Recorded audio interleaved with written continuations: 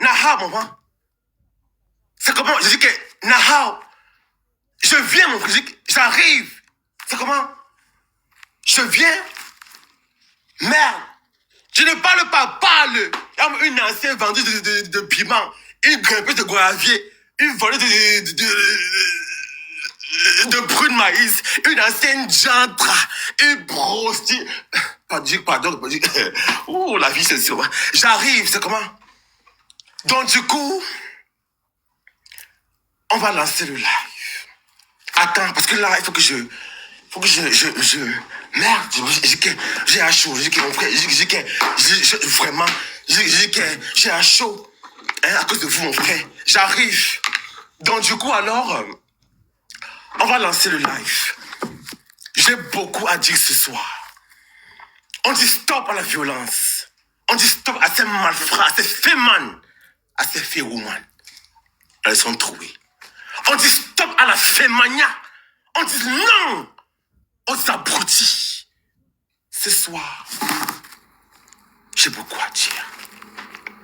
J'arrive, mon cher. Donc ce soir, je m'exprime. Je prends la parole. Moi, Prince, je promets être ouvert d'esprit, de prendre toute question qui me sera posée. Et du coup, on va lancer le live. Attends. Je dis quoi, jaloux? De qui? De ça, maman? De ce dentier. Quand ils ont trouvé Rose, les torchons, ton père, j'ai que ça, je pense, je tire, mouf, comme une kionne. De quoi, mon frère, maman? De quoi d'entier? Torchon, quoi, ça là, des pieds. De quoi, mon frère? Tout fait à quoi? Donc, du coup, alors, on va lancer le direct, ma chérie. Je vous réunis ce soir parce que il y a du lourd sur la toile. Du lourd sur la toile. Il y a du lourd sur la toile. Il y a du lourd ici, là, les gars. Sur la toile. Aujourd'hui, moi, Prince, je prends la parole parce que beaucoup d'entre vous se morfondent, se plaignent, s'interrogent que Prince, qu'est-ce que ma dentier te doit? Qu'est-ce que t'as fait, Prince? J'ai beaucoup de questions. Qu'est-ce qu'il y a eu, Prince? Pourquoi tu t'acharnes sur ce gars-là? Qu'est-ce qu'il te doit? Je pars à la Genèse ce soir. Il voit ça. Exhibit 1, preuve 1. Voilà ça.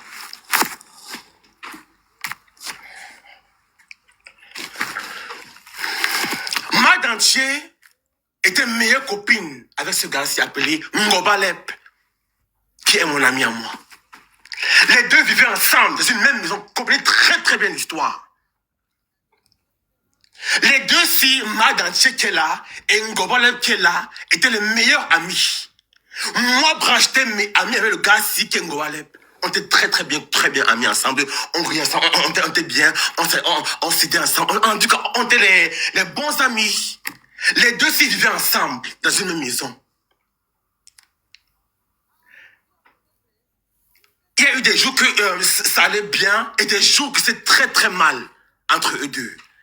Et quand c'était mal, ma dentier lançait le live sur lui pour l'insulter. Je me répète. Les jours où c'était mal entre eux deux, ma dentier lançait le live pour l'injurier lui, ses parents, son fils, sa fille. Il le piétinait, il le dénigrait, il disait tout. Il le chiffonnait. Un jour, il a lancé un live ma dentier. Un jour, ma dentier a lancé un live où il a insulté copieusement le fils de ce gars-ci. Et le fils du gars-là est là. Le voici. J'ai eu très très mal au cœur. Un jour, ma dentier a pris le live. Il a injurié copieusement ce gars. Il a dénigré l'enfant-ci. Que c'est une souris. Qu'il pue. Il a dénigré sauvagement et piétiné, injurié, caricaturé, donc injurié à outrance. J'ai eu très très mal. Je me suis levé et j'ai défendu ce garçon. que son père est mon ami. Ok, j'ai la photo. Donc, attends, oh mon Dieu. Je me suis levé, moi, Prince. J'ai défendu ce gars, l'enfant et son père, si. Je me suis battu. J'ai insulté les parents de Madanché. Je l'ai lavé, je l'ai piétiné, je l'ai tout dit. Elle et moi, on est entrés en guerre. À cause de ça, Madanché et moi. Comprenez très très bien l'histoire. On est en train de... C'était chaud. Injure, lavement, dénigrement, on se piétine, on s'écrasait, mais c'était chaud entre nous trois. Moi, Madanché et moi, c'était grave entre nous trois. Voilà qu'un jour, il y a eu paix entre nous trois. Un jour dans un live, il y a eu paix entre nous trois. On est redevenus tous amis. C'était bien, on riait ensemble. Oh,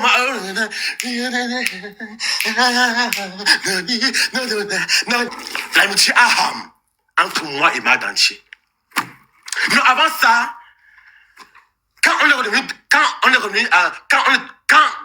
on est tous redevenus amis, moi, Madanché et lui, nous trois, on était amis. Madanché avait beaucoup de problèmes de loyer. Elle était à toute fois chassée de la maison par le bailleur. Elle était foutue à la porte. Que pas, mouf! Tu es une conne! Pas! Tu es un imbécile! Pas! Il était chaque fois chassé de la maison, à toute fois. La pauvreté de ça. On reprenait cette voiture de la pauvreté de l'Est.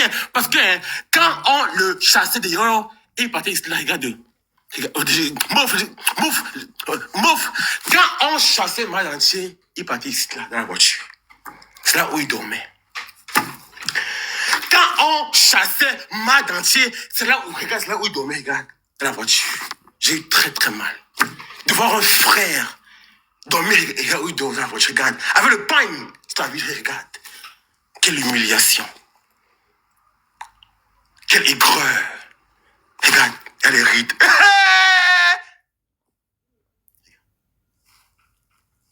J'ai eu très très mal de le voir ainsi. Dormir dans la voiture et qu'on sort avec les bandits dehors, avec les souris, les criquets, les vers de terre. J'ai eu mal devant mon frère.